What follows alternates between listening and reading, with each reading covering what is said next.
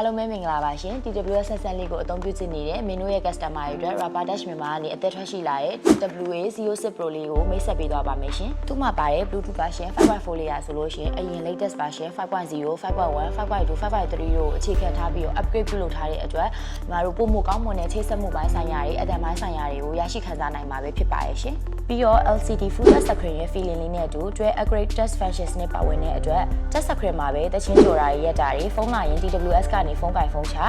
language စိတ်မျိုးလောက်ကိုလည်းပြောင်းလဲအသုံးပြုလို့ရပြီးတော့ night reduction အတွက်လည်း normal mode ANC mode နဲ့ transparency mode ဆိုပြီးတော့သုံးမျိုးတောင်ပြောင်းလဲအသုံးပြုလို့ရပါသေးရဲ့ရှင်ကိုကြိုက်တဲ့ music ကိုလည်း classic, pop, standard, rock, jazz ဆိုပြီးတော့၅မျိုးပြောင်းလဲပြီးတော့လည်းနားဆင်လို့ရပါသေးရဲ့နော်ပြီးတော့နောက်တစ်ခုအနေနဲ့ကင်မရာကို TWS ကနေ control လုပ်ပြီးတော့ဓာတ်ပုံရိုက်လို့ရတဲ့အပြင် TikTok နဲ့ Facebook မှာလည်းအသေးတွေပြီးလို့ရတဲ့ function မှာပါသေးရဲ့နော်ပြီးတော့နံချက်ကလေးတွေအသိမ်းလုံးပြီးတော့ပျောက်တတ်တဲ့သူတွေအတွက်လည်း 5 mic earphone ကနေတစ်ဆင့်နံချက်ကလေးတွေကိုပြင်ရှာလို့ရသေးရဲ့နော် TWA06 Pro လေးကိုစိုက်ညက်တက်လို့ဝယ်ယူခြင်းနဲ့ဆိုလို့ရှိရင်အမျိုးမျိုးအနေနဲ့ရှိ Vivo showroom အနေနဲ့ Rubber Dash အယောင်ဆိုင်တွေမှာမှာယူရရှိနိုင်ပါတယ်ရှင်